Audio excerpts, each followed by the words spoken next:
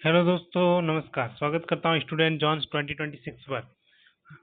आज अपना टॉपिक रहने वाला है जैन धर्म से संबंधित। जैन धर्म से जुड़ संबंधित थ्योरी टाइप में जो वन लाइनर है उनको हम थ्योरी टाइप में कवर करेंगे। और जो ये क्वेश्चन है उसमें हमने पीवाई क्वेश्चन भी शामिल किया, लेकिन थ्योरी बेस्ड रहेंगे जो एसएससी और रेलवे में बहुत बार पूछे जा चुके हैं। उन क्वेश्चनों को अपन देखेंगे और ये वन लाइनर के रूप में होंगे। तो चलिए स्टार्ट करते हैं दोस्तों, बिना टाइम वेस्ट किए। और अगर वीडियो पसंद आए तो लाइक, शेयर और सब्सक्राइब जरूर करें दोस्तों। चलो शुरू करते हैं जैन धर्म के बारे में। तो जैन धर्म में कुल कितने तीर्थंकर हुए? तो जैन धर्म में कुल तीर्थंकरों की संख्या कितनी है? तो तीर्थंकरों की संख्या हुई थी 24। इन 24 तीर्थंकरों के बारे में हमें कहाँ मिलता है इसके बारे में जानकारी? तो जैन धर्म के बारे में जानकारी हमें मिलती कल्पसूत्र पुस्तक से। किसने लिखी थी? वो लिखी थी भद्रबाहु ने। यानी 24 तीर्थंकरों के बारे में कल्पसूत्र पुस्तक में लिखा गया है, जिसे भद्रबाहु ने लिखी थी। तो आपको शॉर्ट में याद रखना है कि 24 तीर्थंकरों के बारे में कल्पसूत्र में लिखा गया है और ये पुस्तक किसने लिखी? तो भद्रबाहु ने लिखी। जैन धर्म जो था वो सिंधु घाटी सभ्यता के समकालीन था। जैन धर्म किसके समकालीन था? तो जैन धर्म जो था वो सिंधु घाटी सभ्यता के समकालीन था। नेक्स्ट बात करते हैं दोस्तों,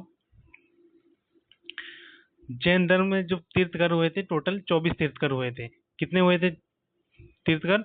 24। इसमें पहले तीर्थंकर का नाम आता है ऋषभदेव। ऋषभदेव ऋषभदेव जिसे अहिंसा और अपरिग्रह का मार्ग अपनाया था। यानी इन्होंने ये दो शिक्षाएं दी थी जैन धर्म में। जैन धर्म के जो पहले तीर्थंकर थे ऋषभदेव, उनका अगर चिन्ह की बात करें तो उनका कौन सा प्रतीक था? तो उनका प्रतीक बैल था। अगर बात करें ऋषभदेव, ऋषभदेव का उपनाम क्या था? तो ऋषभदेव का जो उपनाम था वो केसरिया देव और आदिनाथ था। क्या नाम था? ऋषभदेव का केसरिया देव और आदिनाथ, ये इनका उपनाम था। अच्छा, ऋषभदेव के बारे में हमें जानकारी कहाँ से मिलती है? तो ऋषभदेव के बारे में हमें जानकारी मिलती है ऋग्वेद से। ऋग्वेद में हमें ऋषभदेव के बारे में और जैन धर्म के जो 22वें तीर्थंकर थे उनके बारे, उन दोनों की जानकारी हमें ऋग्वेद से मिलती है। और ऋषभदेव जो थे वो जैन धर्म के संस्थापक माने जाते हैं। यानी जैन धर्म के संस्थापक कौन है? तो वो है ऋषभदेव, क्योंकि ये पहले तीर्थंकर हैं। लेकिन अगर जैन धर्म के वास्तविक संस्थापक की बात करें तो वो भगवान महावीर स्वामी थे। वो वास्तविक संस्थापक कहलाते हैं जैन धर्म के। ऋषभदेव का जन्म कहाँ हुआ? तो ऋषभदेव का जो जन्म हुआ था वो अयोध्या में हुआ था। उन्होंने दो उपदेश दिए थे, अहिंसा और अपरिग्रह। अपरिग्रह का मतलब होता है संपत्ति का त्याग करना। तो इन्होंने कितनी शिक्षाएं दी? दो, अहिंसा और अपरिग्रह की थी। इनके दो पुत्र थे, भरत और महाबली या बाहुबली। तो ऋषभदेव के पुत्रों के कितने पुत्र थे? दो, जिनका नाम था भरत और महाबली। इनकी प्रतिमा कहाँ है? तो इनकी प्रतिमा जो है वो श्रवणबेला कर्नाटक में इनकी प्रतिमा है। यानी भगवान ऋषभदेव की प्रतिमा कहाँ है? तो वो श्रवणबेला गोला और कर्नाटक में। इसका निर्माण किसने करवाया था? इसका जो निर्माण कराया था वो चामुंडा राय ने कराया था। नेक्स्ट बात करते हैं जैन धर्म के तीर्थंकर और उनके प्रतीक। जो दूसरे तीर्थंकर हुए थे वो हुए थे अजितनाथ, जिनका प्रतीक चिन्ह क्या था? इनका प्रतीक चिन्ह हाथी। तीसरे जो थे उसका नाम था संभवनाथ, जिनका प्रतीक चिन्ह था घोड़ा। अब बात करते हैं 21वें तीर्थंकर कौन थे? तो वो नमीनाथ थे और इनका प्रतीक चिन्ह क्या था? नीलकमल। ये प्रतीक चिन्ह बहुत ही इंपॉर्टेंट है, एसएससी में पूछे गए क्वेश्चन है भाई वो। और 22वें तीर्थंकर है, उनका नाम है अरिष्टनी नेम, जो है वो 22वें तीर्थंकर है, जिसका प्रतीक चिन्ह क्या है? इसका जो प्रतीक चिन्ह है वो शंख है। तो देखिए, पहले जो ऋषभदेव थे उनका प्रतीक चिन्ह क्या था? दूसरे थे, तीसरे, 21वें, 22वें, 23वें, 24वें, इनके इन सब के आपको प्रतीक चिन्ह याद रखने। यानी पहले जो तीर्थंकर थे उनका प्रतीक चिन्ह क्या था? उनका प्रतीक चिन्ह तो ऋषभदेव का बैल हो गया। दूसरे तीर्थंकर जो अजितनाथ थे, इनका प्रतीक चिन्ह हो गया हाथी। तीसरे जो थे उनका घोड़ा। और 21वें तीर्थंकर नमीनाथ, ये बहुत इंपॉर्टेंट है। 21वें तीर्थंकर नमीनाथ का प्रतीक चिन्ह क्या है? तो नमीनाथ से आप याद रख सकते हो न से न, नीलकमल, ये आपको याद रखना है। 22वें तीर्थंकर जो अरिष्टनेमि थे, इनका प्रतीक चिन्ह क्या है? तो इनका प्रतीक चिन्ह शंख है। ये आपको याद रखना है कि 22वें तीर्थंकर जो थे अरिष्टनेमि, इनका प्रतीक चिन्ह क्या है? तो शंख। अब बात करते हैं 23वें तीर्थंकर की, ये बहुत ही इंपॉर्टेंट है 23वें तीर्थंकर के बारे में। तो 23वें तीर्थंकर थे, इनका नाम क्या था? तो पार्श्वनाथ इनका नाम था। इनको निर्ग्रंथ भी कहा जाता है। क्या कहा जाता है? निर्ग्रंथ इनको कहा जाता है। प्रतीक चिन्ह की बात करें तो 23वें तीर्थंकर जो थे पार्श्वनाथ, इनका प्रतीक चिन्ह क्या था? तो इनका प्रतीक चिन्ह सांप था। इनकी पत्नी का नाम क्या था? तो इनकी पत्नी का नाम प्रभावती इनके नाम था। जन्म स्थान की बात करें तो पार्श्वनाथ का जन्म स्थान कौन सा था? वाराणसी का। हालांकि अभी हमने थोड़ी देर पहले देखा था ऋषभदेव का जो जन्म स्थान था वो कौन सा था? तो वो अयोध्या था। कौन सा था? अयोध्या। ये दोनों क्वेश्चन पूछे गए। पार्श्वनाथ का जो जन्म स्थान है वो कौन सा है? वाराणसी है। और ऋषभदेव का कौन सा है? तो ऋषभदेव का अयोध्या है। पार्श्वनाथ की माता का नाम वामा देवी थी और पिता का नाम क्या था? अश्वसेन था। ये क्वेश्चन भी पूछा गया था लेकिन इसको उल्टा पूछा गया था। अश्वसेन किस जैन तीर्थंकर के पिता थे? तो वो पार्श्वनाथ के थे। इन्होंने कितने दिन तक तपस्या की थी? तो इन्होंने 84 दिन तक तपस्या की थी। और ये कहाँ की थी? तो समसेद कहाँ की थी? समेत सिक्कर पारसनाथ। और ये कहाँ स्थित है? पहली बात तो ये झारखंड में स्थित है। कहाँ स्थित है? झारखंड में। और इनको जो ज्ञान प्राप्त हुआ था उसको क्या कहा गया था? तो उनको कहा गया था केवल्य। क्या कहा गया था? कि ये जैन धर्म में केवल्य का अर्थ क्या है? तो जैन धर्म में केवल्य का अर्थ होता है ज्ञान की प्राप्ति। ये क्वेश्चन भी पूछा गया है कि जैन धर्म में केवल्य का क्या अर्थ होता है? तो जैन धर्म में जो केवल्य का अर्थ होता है वो होता है ज्ञान की प्राप्ति। नेक्स्ट देखते हैं, जैन धर्म में शिक्षा दी गई थी। 2 शिक्षा तो हमने बात कर दी थी। ऋषभदेव ने कौन कौन सी दी थी? अहिंसा और अपरिग्रह की। ये ऋषभदेव के द्वारा दी गई। कौन सी? अहिंसा और अपरिग्रह। अपरिग्रह का मतलब होता है धन का संचय न करना, यानी धन को त्यागना। और अहिंसा ये तो ऋषभदेव ने दी। अब जो पार्श्वनाथ थे इन्होंने कितनी दी थी? तो इन्होंने चार चार दी थी। 4 शिक्षा दी थी या 4 मुख्य उपदेश थे। कितने उपदेश थे? 4। पहला था सत्य, दूसरा अहिंसा, तीसरा अस्तेय और चौथा अपरिग्रह। अपरिग्रह का मतलब होता है धन का संचय न करना। अस्तेय का अर्थ होता है चोरी न करना। बाद में 5वीं शिक्षा थी। टोटल जैन धर्म में 5 शिक्षा थी। जो 5वीं शिक्षा थी वो थी ब्रह्मचर्य। वो किसने दी थी? तो वो भगवान महावीर स्वामी ने दी थी। तो आपको याद रखना है कि जो 23वें तीर्थंकर थे पार्श्वनाथ, इन्होंने कितनी शिक्षा दी थी? तो इन्होंने 4 शिक्षा दी थी। ये सत्य, अहिंसा, अस्तेय और अपरिग्रह। जो 5वीं शिक्षा थी वो किसने दी थी? महावीर स्वामी ने। और ऋषभदेव ने कितनी दी थी? 2। कौन कौन सी? अहिंसा और अपरिग्रह। देखिए नेक्स्ट, अब बात करते हैं 24वें तीर्थंकर भगवान महावीर स्वामी। इनको जैन धर्म का वास्तविक संस्थापक कहा जाता है। क्वेश्चन आएगा जैन धर्म का वास्तविक संस्थापक कौन है? तो भगवान महावीर स्वामी। अगर बात करें इनके संस्थापक कौन है? तो ऋषभदेव। भगवान महावीर स्वामी ने कौन सी शिक्षा जोड़ी थी? तो 5वीं शिक्षा, जिसका नाम ब्रह्मचर्य था। भगवान महावीर स्वामी के प्रतीक चिन्ह की बात करें तो इसका प्रतीक चिन्ह क्या है? सिंह है, यानी शेर। इनका भगवान महावीर स्वामी का जन्म बहुत बार पूछा जाता है। भगवान महावीर स्वामी का जन्म कहाँ हुआ? तो ये हुआ कुंडग्राम वैशाली में हुआ, 540 में हुआ था। और इनकी जो मृत्यु हुई थी वो 468 ईसा पूर्व हुई थी। और ये कहाँ हुई थी? पावापुरी में। पावापुरी में हुई थी। और पावापुरी में दीपावली के दिन यहाँ पर उत्सव मनाया जाता है। और दीपावली का 10 दिन बाद देव दीपावली भी मनाई जाती है, जो जैन धर्म से संबंधित है। इनके जो पिता थे वो क्या थे? ज्ञातुक वंश के थे, सिद्धार्थ था। भगवान महावीर स्वामी की पार्श्वनाथ ने 4 शिक्षाओं में 5वीं शिक्षा ब्रह्मचर्य व्यवस्थित रूप किया था। यानी महावीर स्वामी ने जो 5वीं शिक्षा दी थी ब्रह्मचर्य की, वो उनको 4 शिक्षाओं के अंदर ही जोड़ा गया था। तो दोस्तों मैं आशा करता हूँ आपको वीडियो समझ में आ रहा होगा और अच्छी तरीके से आप समझ रहे होंगे। अगर वीडियो पसंद आया तो लाइक भी करते रहिए। नेक्स्ट बात करते हैं भगवान महावीर स्वामी जो 24वें तीर्थंकर थे। ये भी पूछा जा सकता है भगवान महावीर स्वामी कौन से क्रम के तीर्थंकर थे? तो ये 24वें तीर्थंकर। इनका प्रतीक चिन्ह क्या है? तो इनका प्रतीक चिन्ह आपको याद रखना, शेर इनका प्रतीक चिन्ह है।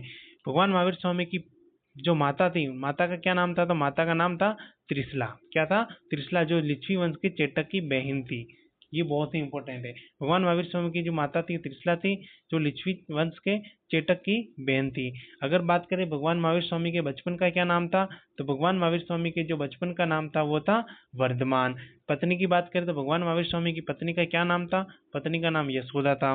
पुत्री कौन सी थी? पुत्री इनकी थी अनुजा प्रियदर्शनी, इनकी पुत्री का नाम है।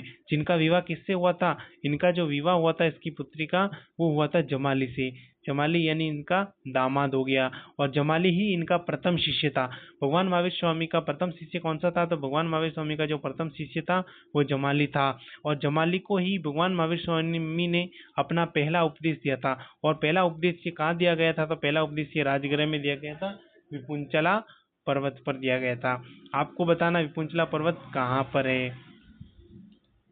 नेक्स्ट देखते हैं दोस्तों, महावीर स्वामी जो 24वें तीर्थंकर हुए थे, उन्होंने उनके जो दामाद थे जमाली, इनको अपना पहला उपदेश इन्हीं को मिला था। और ये किस भाषा में दिया गया था? तो ये अर्धमागधी भाषा में इनको अपना पहला उपदेश दिया गया था। भगवान महावीर स्वामी ने गृह त्याग किस अवस्था में किया था, तो 30 वर्ष की अवस्था में इन्होंने अपना ग्रह को त्याग दिया था। लेकिन ग्रह को त्यागने से पहले इन्होंने किससे अनुमति ली थी, तो इन्होंने अपने बड़े भाई नंदीवर्धन से अनुमति लेकर 30 वर्ष की आयु में इन्होंने अपना ग्रह त्यागा था। साथ ही जो इनका एक मित्र था मकली गोसाल, जो कि आजीवक समुदाय के प्रतिपादक हैं, इनके साथ इन्होंने 6 साल तक बिताए थे। यानी जब इन्होंने ग्रह त्याग किया था तो इनके मित्र थे मकली गोसाल, इनके साथ इन्होंने 6 साल बिताए थे।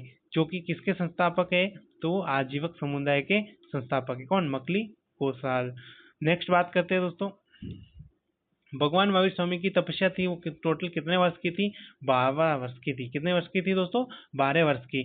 कुल तपस्या अवधि 12 वर्ष की थी। इन्होंने जो पहला वर्ष था वो बिताया था अशोक वृक्ष के नीचे। कहाँ बिताया था दोस्तों? अशोक वृक्ष के नीचे बिताया था, और स्वर्ण बालुका नदी के किनारे भगवान महावीर स्वामी ने ये अपना पहला वर्ष यहाँ पर बिताया था। और अंतिम जो 11 वर्ष थे, अंतिम 11.5 वर्ष जो थे, वो कौन से वृक्ष के नीचे इन्होंने बिताए? साल वृक्ष और ऋजुपालिका नदी के किनारे इन्होंने ये लास्ट समय वहां पर बिताया था। लेकिन शुरू के जो पहला वर्ष था तो वो कहाँ पर था? तो ये था अशोक वृक्ष और स्वर्ण बालुका नदी के किनारे था। लेकिन अंतिम जो समय था वो साल के वृक्ष और ऋजुपालिका नदी के किनारे थे। ये बहुत ही इंपॉर्टेंट है। इनको जो ज्ञान की प्राप्ति हुई थी वो कहाँ हुई थी? तो इनकी जो भगवान महावीर स्वामी को जो ज्ञान की प्राप्ति हुई थी वो स्थान था जाम्बिक ग्राम। कौन सा था? जाम्बिक ग्राम, या जिजिक भी इसको कहा जाता है। ज्ञान प्राप्ति के बाद महावीर स्वामी को क्या कहा गया था? तो ज्ञान प्राप्ति के बाद महावीर स्वामी को केवलिन कहा गया, जिन कहा गया, या नीलग्रंथ कहा गया था। अभी बताया था मैंने कि जो ज्ञान प्राप्ति को क्या कहा गया? केवलिन कहा गया था। तो ये आपको तीनों शब्द याद रखने, केवलिन, जिन और नीलग्रंथ। इनका संबंध किससे है? तो जैन धर्म से। ये कब दिया गया था भगवान महावीर स्वामी को? जब इनको ज्ञान की प्राप्ति हो गई थी। नेक्स्ट बात करते हैं दोस्तों, भगवान महावीर स्वामी के उपदेश और जैन धर्म के सिद्धांत के बारे में देखते हैं। देखिए, इन्होंने अपना जो पहला उपदेश दिया था वो कहाँ दिया था? राजगृह में दिया था, अर्धमागधी भाषा में दिया था। और कहाँ पर दिया था? किस पर्वत पर? विपुंचला पर्वत। आपको कमेंट करके बताना विपुलांचल पर्वत जो है ये कहाँ स्थित है। ये पूछा गया क्वेश्चन है रेलवे में। केवलिन क्या कहे? केवलिन आत्मा और शरीर के बीच के मेल को क्या कहा गया? केवलिन यानी आत्मा और शरीर के बीच के जो मेल हो जाता है उसको, उसमें जैन धर्म में ये माना जाता है कि ज्ञान की प्राप्ति हो गई, जिसको केवलिन कहा गया। एक कहा जाता है जिन। जिन का मतलब होता है अपनी इच्छाओं पर विजय प्राप्त करने वाला। अपनी इच्छाओं पर विजय प्राप्त करने वाले को जैन धर्म में क्या कहा जाता है? तो जिन कहा जाता है। पूछा गया क्वेश्चन है। निर्ग्रंथ का अर्थ होता है सांसारिक बंधनों से मुक्त। निर्ग्रंथ का अर्थ क्या होता है? निर्ग्रंथ का अर्थ होता है सांसारिक बंधनों से मुक्त। निर्ग्रंथ किसको कहा गया? अभी हमने थोड़ी देर पहले बताया था, तो आपको कमेंट करके बताना है कि निर्ग्रंथ किसको कहा गया था, किस तीर्थंकर को निर्ग्रंथ कहा गया था। और इनको जो भगवान महावीर स्वामी थे, इनको जो ज्ञान प्राप्ति हुआ था वैशाख दशमी को ज्ञान प्राप्ति हुई थी। तो ये पूछा जा सकता है वैशाख दशमी का संबंध किस धर्म से है? तो वैशाख दशमी का संबंध जैन धर्म से, जहाँ भगवान महावीर स्वामी को ज्ञान की प्राप्ति हुई थी। अब बात करते हैं कि जैन धर्म में 3 रत्न हुए थे। कितने रत्न हुए थे? 3 रत्न, जिसे त्रिरत्न कहा गया है। त्रिरत्न कौन कौन से हैं? तो पहला है सम्यक दर्शन, दूसरा है सम्यक ज्ञान, और तीसरा है सम्यक आचरण।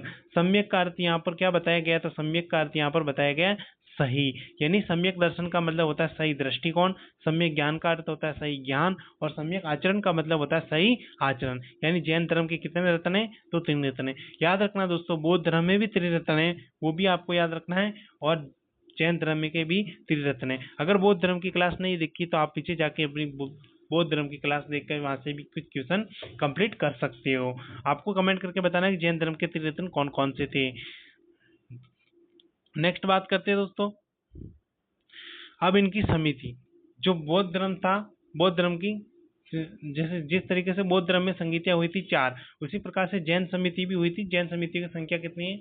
तो जैन समितियां सम्मेलन जो हुए थे वो कितने हैं? 2। पहला जो जैन समिति हुई थी वो कब हुई थी? तो वो 300 ईसा पूर्व में हुई थी। कब हुई थी दोस्तों? पहली जैन समिति कब हुई थी, या समितियां कब हुई थी? तो पहली जैन समिति जो हुई थी वो 300 ईसा पूर्व में हुई, पाटलिपुत्र में हुई। और इसके किसके समय हुई थी? तो स्थूलभद्र के समय हुई थी। किसके समय?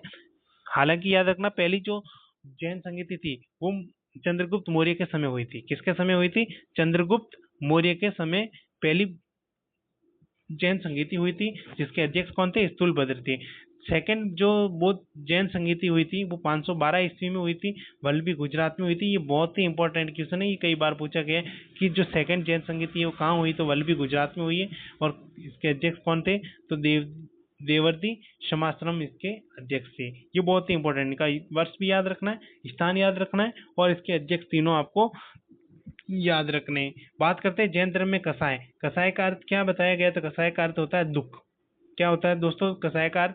कसाय का अर्थ होता है दुख। यानी जैन धर्म में दुख का क्या कारण बताया गया? तो दुख के 3 कारण बताए गए, क्रोध, माया और मान। जैन धर्म में कसाय के या दुख के कितने कारण है? तो 3 कारण है। कौन कौन से? क्रोध, माया और मान। बात करते हैं जैन साहित्य। जैन साहित्य को क्या कहा गया है? तो जैन साहित्य को आगम कहा जाता है। क्या कहा जाता है दोस्तों? जैन साहित्य को आगम कहा जाता है। आपको कमेंट करके एक दोस्तों एक क्वेश्चन बताना है कि तमिल साहित्य को क्या कहा गया है। जिस प्रकार जैन साहित्य को आगम कहा जाता है, इसी प्रकार से तमिल साहित्य को क्या कहा जाता है? आगमों की संख्या कितनी? तो आगमों की संख्या कितनी? आगम की संख्या 45 है। सूत्र कितने? 6 और उपांग कितने? 12। आपको याद रखना है दोस्तों, बिल्कुल। नेक्स्ट बात करते हैं, जैन धर्म में 2 संप्रदाय हुए। कितने हुए थे? जैन धर्म में 2 संप्रदाय हुए थे, यानी जैन धर्म 2 भागों में डिवाइड हो गया था, श्वेतांबर और दिगंबर। जिस तरीके से बौद्ध धर्म में बौद्ध संगीति होने के बाद, चौथी बौद्ध संगीति होने के बाद बौद्ध धर्म कितने भागों में डिवाइड हुआ? 2 भागों में, हीनयान और महायान में। इसी प्रकार जैन धर्म भी 2 संप्रदाय में डिवाइड हो गया, श्वेतांबर और दिगंबर। श्वेतांबर, श्वेतांबर कौन? श्वेतांबर और दिगंबर। श्वेतांबर के जो अध्यक्ष थे वो कौन थे? श्वेतांबर के अध्यक्ष तो जो स्थूलभद्र थे। आपको कैसे याद रखना है? देखो, श्वेतांबर में स है और स्थूलभद्र में भी स है, दोनों में आधा आधा स है। आपको इस तरीके से याद रखना है। श्वेतांबर में कौन थे? स्थूलभद्र थे। कभी कभी कंफ्यूज हो जाता है कि श्वेतांबर और दिगंबर दोनों के जो अलग अलग, वो आप भूल सकते हो। तो ये जो श्वेतांबर थे, ये रेशम वस्त्र धारण करते थे, सफेद, यानी सफेद वस्त्र धारण करते थे। इनका प्रमुख क्षेत्र कौन सा था? तो इनका प्रमुख क्षेत्र जो था वो उत्तर भारत था। दिगंबर की बात करते तो जो दिगंबर संप्रदाय के जो लोग थे वो नग्न अवस्था में रहते। कौन सा अवस्था में रहते थे? नग्न अवस्था में। इनका जो क्षेत्र था वो दक्षिण भारत था, लेकिन जो श्वेतांबर वालों का जो प्रमुख क्षेत्र था वो कौन सा था? तो वो उत्तर भारत था। देखिए, शुरुआत में जब मगध में 12 वर्ष का अकाल पड़ गया था, उस समय आचार्य भद्रबाहु और उनके अनुयायी जो थे वो मगध को छोड़कर कहाँ चले गए थे? दक्षिण भारत में चले गए। दक्षिण भारत में कहाँ चले गए थे? तो ये श्रावण बेला कर्नाटक में यहाँ पर चले गए थे। लेकिन जब अकाल खत्म हुआ तो ये वापस उत्तर भारत में आ गए थे। नेक्स्ट देखते हैं दोस्तों, वीडियो लंबा हो जाएगा, थोड़ा देखते हैं। देखिए, नास्तिक और आस्तिक ये दर्शन भी किसमें बताए गए? जैन धर्म में बताए गए। नास्तिक जो है, जो वेदों को प्रमाण नहीं मानते, वो नास्तिक है।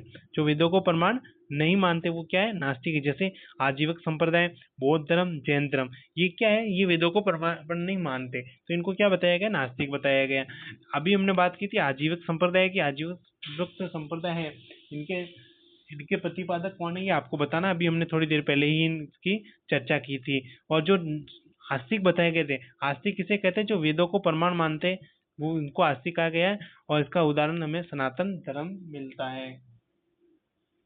नेक्स्ट बात करते हैं दोस्तों, देखिए, अब जैन धर्म और बौद्ध धर्म को अपनाने वाले कौन कौन थे, या फिर जो आस्तिक थे वो, उनको षट दर्शन कहा गया है। क्या कहा गया है? षट दर्शन कहा गया है। यानी न्याय दर्शन, न्याय दर्शन को किसने लिखा? तो न्याय दर्शन को लिखा गौतम ने। सांख्य दर्शन को किसने लिखा? तो कपिल ने लिखा। वैश्विक दर्शन को किसने? कनाद ने। योग दर्शन पतंजलि ने। पूर्व मीमांसा किसने लिखा? जैमिनी ने। और उत्तर मीमांसा ये किसने लिखा? तो ये वादरायण ने लिखा। ये आपको बहुत ही इंपॉर्टेंट है, याद रखना है कि न्याय दर्शन के प्रतिपादक कौन है? गौतम। सांख्य दर्शन के कौन है? कपिल। वैश्विक दर्शन के कौन है? कनाद। योग दर्शन के कौन है? पतंजलि। और पूर्व मीमांसा के कौन है? जैमिनी। ये आपको याद रखना है। नेक्स्ट बात करते हैं जैन संघ। जैन संघ में कितने गणधर थे? तो जैन संघ में 11 गणधर थे। भगवान महावीर स्वामी की मृत्यु के बाद में इनके अध्यक्ष किसे बनाए गए थे? सुधर्मन को भगवान महावीर स्वामी की मृत्यु के बाद अध्यक्ष बनाए गए थे जैन भिक्षुणी संघ के। और इनके जो अध्यक्ष थे वो कौन बनाए थे? चंदना को बनाया था। नेक्स्ट देखते हैं, ये कोई, अब बात करते हैं अपन जैन धर्म और बौद्ध धर्म, यानी जैन धर्म और बौद्ध धर्म को अपनाने वाले बात करते हैं। तो जैन धर्म में देखो, हर्षवर्धन ने जैन धर्म अपनाया था। कनिष्क ने जैन धर्म को, और बिंबिसार बाद में अपनी पत्नी चेलना के कहने पर जैन धर्म अपनाया था। क्यों? क्योंकि पत्नी खुद जो चेलना थी वो जैन धर्म से थी। तो हर्षवर्धन, कनिष्क और बिंबिसार और अशोक, प्रसेनजीत और गोपाल जो पाल वंश के संस्थापक है, ये किस धर्म से संबंधित थे? तो बौद्ध धर्म के संरक्षक थे। किस धर्म के संरक्षक थे? बौद्ध धर्म के। अब बात करते हैं जैन धर्म के, तो खारवेल हो गया, अजातशत्रु, अमोघवर्ष, चंद्रगुप्त मौर्य, उदयन और संप्रति, ये जैन धर्म के संरक्षक थे। तो आपको याद रखना है कौन कौन जैन धर्म के संरक्षक थे और कौन बौद्ध धर्म के संरक्षक थे। हर्षवर्धन, कनिष्क, बिंबिसार, अशोक, प्रसेनजीत और गोपाल ये बौद्ध धर्म के संरक्षक थे। और खारवेल, अजातशत्रु, अमोघवर्षण, चंद्रगुप्त मौर्य, उदयन और संप्रीति ये जैन धर्म के संरक्षक थे। नेक्स्ट बात करते हैं, देखो बहुत ही इंपॉर्टेंट फैक्ट अभी आने वाला है दोस्तों, ये थोड़ा ऊपर मैंने छूट गया है, ये रहा। जैन धर्म के मंदिर और दर्शन, यहाँ से वन लाइनर क्वेश्चन बहुत ही बनते हैं। जैन धर्म के मंदिर कौन कौन से, कहाँ कहाँ इनका लोकेशन है, तो वो अपन बात करते हैं। जैन धर्म अपने आध्यात्मिक विचारों को सांख्य दर्शन से ग्रहण किया था, यानी जैन धर्म जो था उसने अपने आध्यात्मिक विचार कहाँ से प्राप्त किए थे, सांख्य दर्शन से। सांख्य दर्शन के प्रतिपादक कौन है अभी आपको कमेंट करके बताना है। फिर बातें पटादकल, पटादकल जो था वो कर्नाटक में स्थित है। कहाँ स्थित है दोस्तों, कर्नाटक में स्थित है। जो जैन मंदिर है, क्या है, जैन मंदिर, इसका निर्माण किसने करवाया था, इसका निर्माण जो करवाया राष्ट्रकूट वंशक द्वारा करवाया गया था। और ये मंदिर जो बने हुए हैं किस शैली में, द्रविड़ शैली में बना हुआ है। अब बात करते हैं अयोध्या को पहले और चौथे अभिनाथ जैन तीर्थंकर का जन्म स्थल माना जाता है। हमने बात किया था ना अयोध्या किसका जन्म स्थल है, तो ऋषभ देव जो पहले तीर्थंकर थे उनका जन्म कहाँ हुआ था, अयोध्या में होते। और चौथे जो तीर्थंकर हुए थे अभिनंदन नाथ, ये इनका जन्म स्थान भी कौन सा है, तो इनका जन्म स्थान भी अयोध्या है। तो आपको ये क्वेश्चन रखना है पटादकल का मंदिर कहाँ स्थित है, कर्नाटक बागलकोट में स्थित है, राष्ट्रकूट वंश द्वारा बनाया गया था और द्रविड़ शैली में निर्मित किया है। नेक्स्ट बात करते हैं सोनी जी का नशिया मंदिर।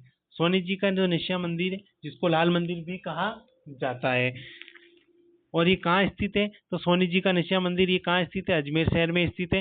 ये 19वीं शताब्दी में बनाया गया था। किसको समर्पित है, तो ये भगवान ऋषभ देव को समर्पित है। यानी सोनी जी का जो नशिया मंदिर अजमेर में स्थित है वो किससे समर्पित है, तो भगवान ऋषभ देव को समर्पित है।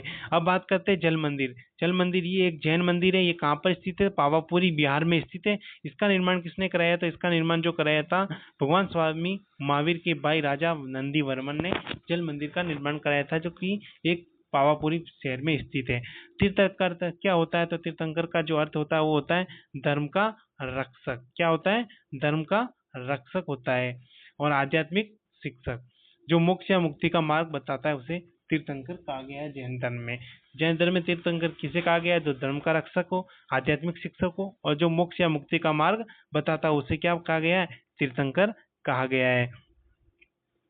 नेक्स्ट बात करते हैं महावीर और उनके अनुयायी की शिक्षाओं को लगभग 1500 वर्ष पहले जिस रूप में लिखा गया था उसी रूप में आज भी गुजरात के वल्लभी में उपलब्ध है। ये आपको याद रखना है कि यानी भगवान महावीर ने जो उनके अनुयायियों की शिक्षाओं को लगभग 1500 पहले जो अपनाया था या लिखा था वो आज कहाँ है, तो गुजरात के वल्लभी में स्थित है।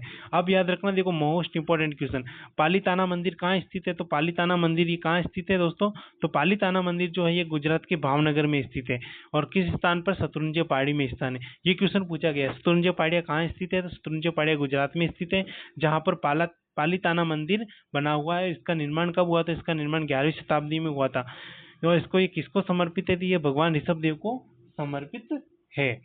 देखिए जैन मठ संस्थान को क्या कहा जाता था, जैन मठों को कहा जाता बसादिश। जैन मठों को क्या कहा जाता है, तो जैन मठों को बसादिश कहा जाता है। अभी हमने थोड़ी देर पहले चर्चा की थी जैन साहित्य को क्या कहा जाता है, तो आगम कहा जाता है। क्या कहा जाता है दोस्तों, आगम। आगम की संख्या कितनी है आपको बतानी है। पालीताना मंदिर कहाँ स्थित है, गुजरात में स्थित है। 11वीं शताब्दी में इनका निर्माण हुआ, शत्रुंजय पहाड़ियों पर है। और इसकी किसको समर्पित है, ये भगवान ऋषभ देव को समर्पित है। नेक्स्ट बात करते हैं गच्छा। क्या है, गच्छा, तो इसका संबंध किससे, जैन धर्म से।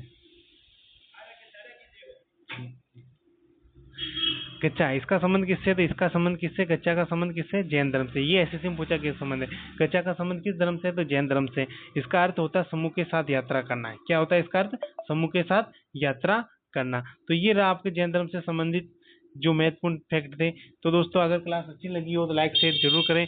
ये आपको पीडीएफ अगर चाहिए तो मेरे टेलीग्राम से जुड़ जाना टेलीग्राम पर, वहाँ आपको मैं ये पूरी पीडीएफ आपको उपलब्ध करा दूंगा। टेलीग्राम का लिंक जो मैं आपको यहाँ पिन कर दूंगा, तो आप यहाँ से ये पूरी क्लास को देख सकते हो। अगर ये क्लास पसंद आई हो तो दोस्तों लाइक शेयर जरूर करें। ये देखिए पूरे वन लाइनर क्वेश्चन के रूप में थे जो हमने थ्योरी बेस समझे थे। तो आज के लिए इतना ही काफ़ी, धन्यवाद दोस्तों।